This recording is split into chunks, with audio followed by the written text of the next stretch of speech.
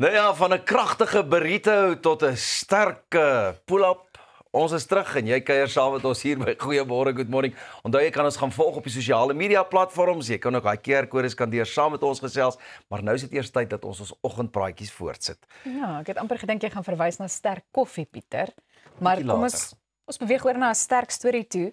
Ek wil sommer by jou hoor, Raas. Voel jy veilig wanneer jy vrou alleen na 'n winkelsentrum toe moet gaan? Nee, nie regtig nie. Ek voel nie regtig veilig nie. Ek het eintlik die ander dag iets het met my gebeur by ek was by ons CrossFit box en my man was saam met my, maar hy het so 'n paar meter agter my geloop toe ek nou na my kar toe loop en ons was aan 'n aparte karre daar. And we were walking just towards the parking lot and there were these three guys that were catcalling me and just really being quite gross. En my man is saam met my and they still are taking the chances to treat a woman like that. So I don't feel safe. Unfortunately, it's a horrible thing to have to say, but ek voel nie veilig nie.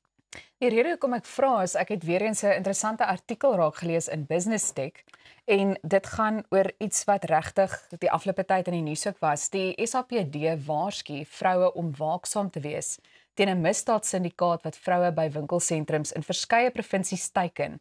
Nou dit volg na die moord op Olerato Mongale wat na 'n afspraak vermis en later dood aangetref is. Volgens SAPD-woordvoerder Brigadier Atlenda Mate benader die syndikaat vroue by winkelsentrums, tree op as romantiese belangstellendes en lok hulle dan na afsprake waar hulle aangeval word.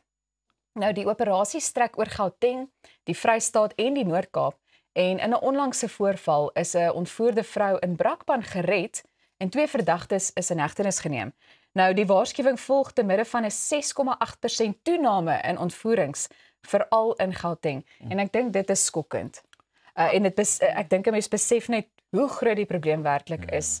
En 'n mens raak moedeloos want dit is iets wat lankal aandag moes geniet het. Ja, jessie, dit is eintlik sleg. Maar as jy gaan kyk oor die algemeen van statistieke wat in Suid-Afrika aangaan, op die huidige stadium ongeveer maklik tussen 50 tot selfs 100,000 sake wat aangemeld word. Dis 'n groot gap, ek weet.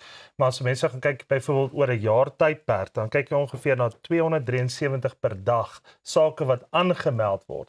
So dit gee ongeveer omtrent 11 mense per uur wat sake aanmeld. Jy weet enigsins jy weet van hierdie tipe van goeders wat gebeur wat Elsa van praat. Jy weet en is aangemelde sake wat ondersoek word. En nou baie kere word hierdie mense nie net basically ontlok vir hierdie gevalle nie, maar daai ding van human trafficking. So met ander woorde dit vind plaas by kinders, dit vind plaas by vrouens en selfs mans. Daai statistiek is eintlik so naby mekaar, is amper 55-45% op mekaar, vrouens en mans. So ja, dis regtig iets wat buiterhand word, maar dis ook 'n 150 biljoen dollar industrie per jaar wêreldwyd. So met ander woorde, it pays.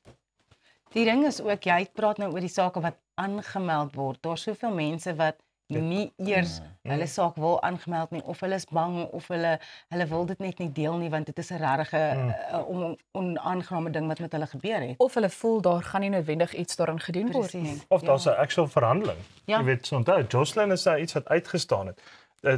En haar saak het voor 'n dag gekom. Daar's baie, ek dink baie sake wat gebeur byvoorbeeld veral op die platteland wat kinders wel verhandel word.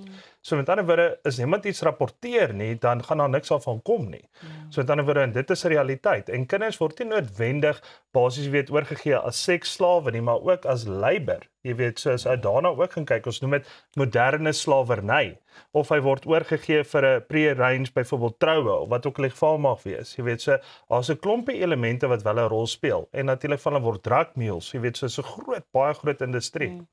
Is daar enige iets wat julle byvoorbeeld doen? Want ek neem aan julle is ook 'n bietjie oorbeskermend wanneer dit kom by julle vroue, maar sekere maatreëls wat julle miskien instel om mekaar te bel, te alle tye te weet waar die ander een is. Gelukkig is daar baie apps en goeters, jy weet, jy het mos maar die apps wat jy moet op die fone en goeters en jy weet, ek dink dis 'n noodsaaklikheid. Dis net hartseer dat 'n ou so oor jou skouer moet begin loer elke keer as jy wil gaan inkopies doen. Ja. Maar ja, jy weet, ek dink dis maar wat 'n ou doen en ja, jy moet sê, luister, ek gaan soontoe, ek gaan hier stop, ek gaan daar stop. Ja. Moenie afwyk van daai roete af nie, dat as daar nou 'n uur of wat verbygegaan het en mamma het nou iewers 'n winskoopie raak geloop, dat sy darm ook net vir jou laat weet. Ek dink net en 'n mens daar gaan baie mense teen hom byvoorbeeld skop om nou te gaan sê ja, maar as ek byvoorbeeld 'n GPS-stelsel kan sit, 'n chip of wat ook al mag wees, byvoorbeeld in jou hond of in jou kat, want dit is iets wat gebeur, dit werk. Ek is van die opinie, kyk, as jou kinders byvoorbeeld onder 18 is, dat jy wel daai chip of device iewers te kan insit. Jy weet net onder die vel of iets soos dit wat ook al die geval mag wees. Die kind moet nie eens weet waar dit is nie. Ja. Jy weet en ek weet daar's baie mense wat sê, "Ja, ek weet dit dis en dat," maar daai is eintlik 'n baie goeie oplossing om self jou kinders te monitor, om self seker te maak want hierdie is ongelukkige realiteit mense. Jy weet dit kan met enigiemand gebeur. En jou telefoon, jou horlosie, alles word in elk geval van jou weggeneem. Ja.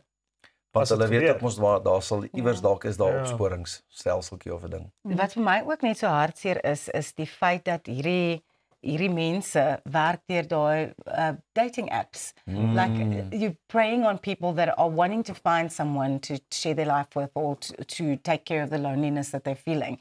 And this is the end result. It's very, very sad. Dink julle daar moet dalk net in kort meer gesprekke plaasvind ook tussen gesinne? Ek dink wat ek ook opgelees het is dit is amper 'n ding soos met boelies. Okay, so dan moet by skole ook hierdie aksies en basies reaksie tipe van podcast, daai tipe van goeders met meer ge-educational raak. Jy weet om juist te sê ja, hier is elemente waarvoor jy moet uitkyk. As dit gebeur gaan soontoe, as dit gebeur gaan dadelik soontoe. As dit gebeur doen dit. Ja. Dankie julle. Onthou, hierdie gesprekke sal ook later op ons YouTube kanaal en ander sosiale media platforms beskikbaar wees.